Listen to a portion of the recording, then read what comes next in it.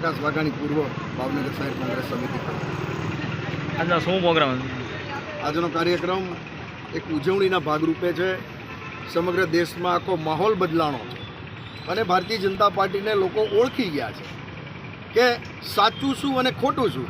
ત્યારે આ પેટા ચૂંટણીમાં 13 સીટમાંથી 11 ભારતીય ઇન્ડિયા ગઠબંધન વિજયી થયો છે. એને ઉજવણીના ભાગરૂપે આજે ભાવનગર શહેર કોંગ્રેસ સમિતિના પરિવાર, કોંગ્રેસ મિત્રો, ભાઈઓ અને બહેનો આજે ફટાકડા ફોડી, આતિશબાજી કરી અને ઉજવણી કરી.